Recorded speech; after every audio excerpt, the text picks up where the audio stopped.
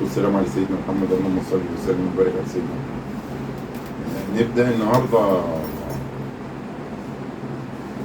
نقول مبروك للأهلي على ماتش سان جورج، ولعب ماتش حلو النهارده. إمام عاشور أبدع في الماتش، سيدي الشحات لعب حلو، بيرسي تاو لعب حلو، كل اللعيبة كل واحد أدى الدور اللي عليه بالظبط. إمام عاشور كل ماتش والتاني بيعلى، خلي الزملكاويه يهدوا بقى عليه ويشوفوا مصلحتهم. ده كان لاعب بره واحنا جبناه. اللاعب ده يا جدعان يا زملكاويه افهموا، يا زملكاويه افهموا، رجع من بره من البرتغال، راح لمرتضى منصور قال له انا عاوز اسيب النادي، مش هكمل بره. قال له روح خلص نفسك وتعالى. مرتضى منصور قال له كده، فهو جه الاهلي، الاهلي خلص فيه. يعني اللاعب مش بتاعكم واحنا ما خدناش حاجه منه ولا حاجه غصب عنه. اللي هو بيقولوا بقى مرتضى منصور وانتوا بترددوه كده على طول على عمياني ومش فاهمين ومش عارفين اي حاجه، ده بقى ده عيبكم انتوا، شوفوا عيبكم ايه وحلوه مع نفسكم. احنا ما تدخلوناش في الهري بتاعكم ده. الناس اللي عندها هري على طول زي خالد الغندور، يعني اما فرح في ان الاهلي خسر النهارده في السله وطالع يحفل على الاهلي، قول له عيب، قول له افرح بناديك، مش تفرح ان انا اتغلبت. ولا انت مش عارف تفرح ان ناديك مش عارف يفرح، مش عارف يفوز، فعشان كده انت مش لاقي حد يفرحك، فانت فرحتك عندي انا بهزيمتي. لا، فوز، ناديك يفوز، انت تفرح معاه وتعيش معاه وتقضي ايامك وحياتك معاه. انما انت بتفرح عشان انا اتغلبت، عيب عليك، دي كده ما تبقاش رياضه. يعني انا قلت لك قبل كده في حلقه سابقه، قلت لك انت هتعلم ابنك ايه؟ ابنك هيطلع يقول ايه؟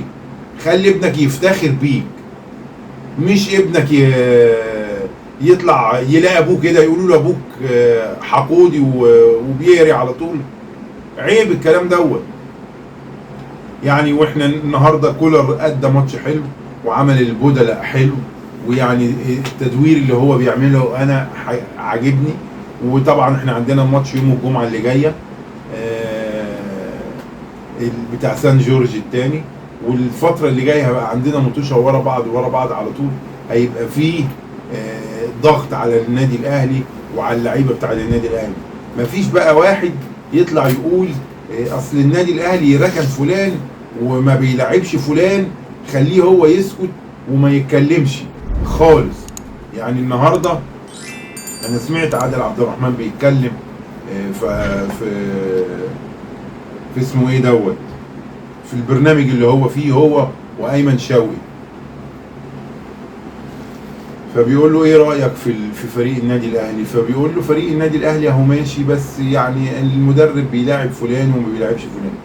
انت راجل مدرب، واما بتبقى مدرب وحد بيقول رايه انت ما بيعجبكش ان هو قال رايه فيك، فسيب المدرب يشتغل براحته عشان نقدر ان احنا نكلمه انت عملت او ما عملتش.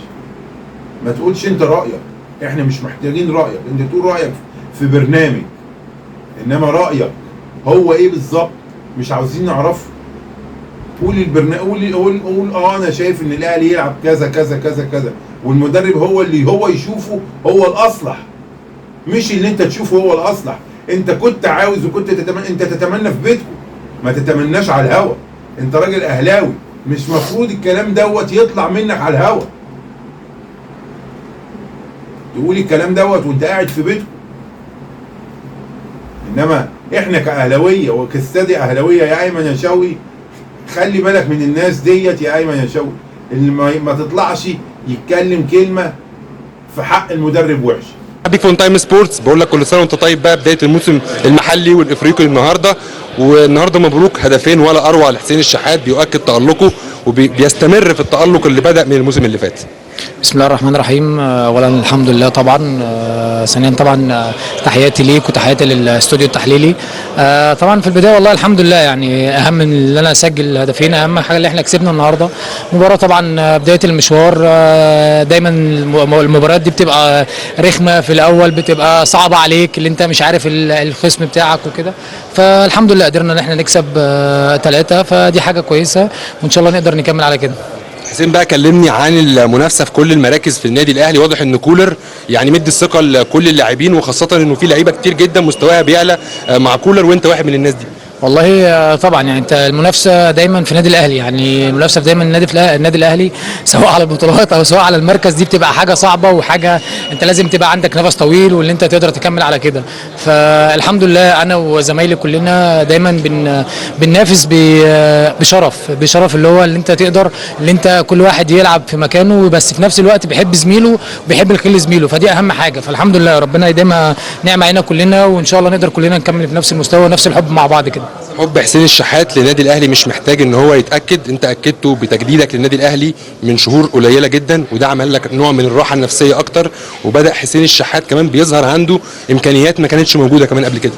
والله طبعا الحمد لله طبعا، يعني انت النادي الاهلي دايما بيزود اللعيب، مش اللعيب هو اللي بيزود النادي الاهلي، لا بالعكس، انت دايما طول ما انت في النادي الاهلي ربنا بيكرمك بتقدر تحقق بطولات، دايما بتقدر ان انت تنافس على كل البطولات سواء المحليه سواء الافريقيه سواء كاس العالم، بطولات كتير النادي الاهلي بيدخلها، فانت بتزيد شرف ان انت بتلعب في النادي الاهلي، فدي حاجه كبيره جدا، فربنا يكرمنا، والتجديد الاهلي دي حاجه طبيعيه يعني وكده. شايف بقى في تفاهم ما بينك وما بين الصفقات الجديده اللي جت النادي الاهلي، سواء امام عاشور او سواء رضا سليم، كانكم بتلعبوا مع بعض من زمان؟ هي دي الميزه بتاعت النادي الاهلي، اللي انت اي لعيب جديد موجود في بيجي النادي الاهلي، دي بتبقى حاجه كويسه جدا، وهو بيقدر يدخل مع اللعيبه لان كلنا بنرحب باللعيبه الجديد اكنه قديم خلاص. ديك شايف امام عاشور النهارده، يعني الجول بتاعنا هو ال1-2، ما فيش احسن من كده، يعني امام لعيب كبير واضافه لاي مكان، واحنا مبسوطين لامام معانا في الفريق، وان شاء الله ربنا يكرمه ويقدر يساعدنا ويقدر ان احنا كمان نساعده ونقدر نحقق بطولات مع بعض ان شاء الله السنه دي باذن الله. جمهور النادي الاهلي متعطش دائما للبطولات وعاوز النادي الاهلي يحافظ على اللقب الموسم ده، بالتاكيد رساله لجمهور النادي الاهلي. اكيد طبعا والله، يعني جمهور النادي الاهلي يعني مش هقدر اقول له غير اللي انت دايما في ظهرنا ودايما مساند لينا، وطول ما انتم معانا وفي ظهرنا ومساندين لينا اكيد هنقدر نحقق بطولات مع بعض، واكيد هنقدر نفرح كلنا مع بعض زي السنه اللي فاتت، وان شاء الله السنه دي باذن الله نقدر نحقق بطولات اكتر واكتر، نقدر نفرحكم باذن الله. اشكرك يا حسين وبالتوفيق دايما في الجاي.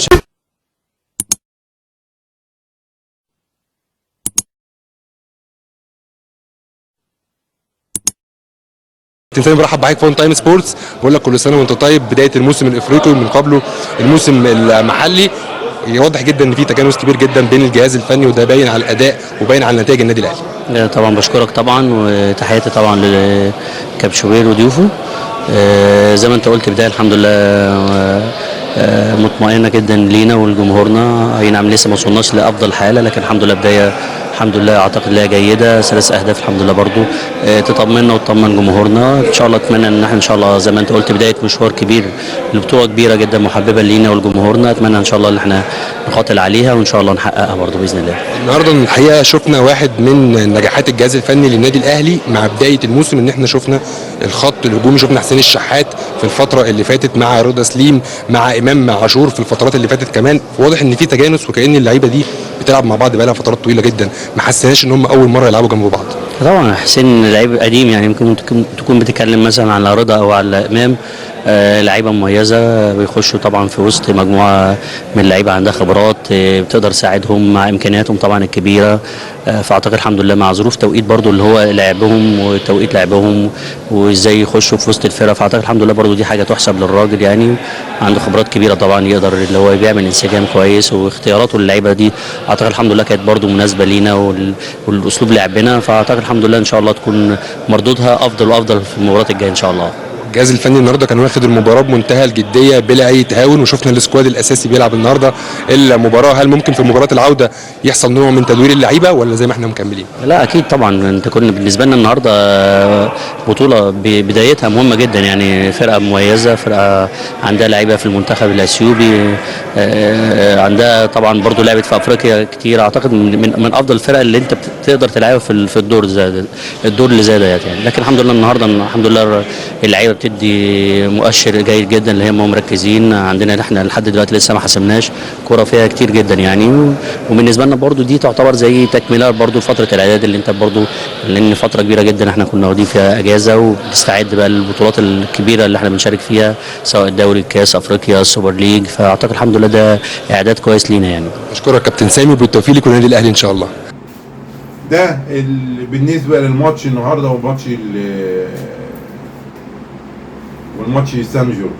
بالنسبه بقى عاوزين نتكلم بالنسبه لميدو.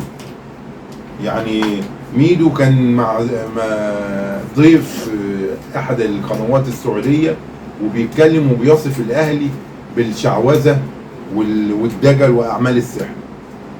ايه ده ايه ده ايه ده ايه الكلام ده؟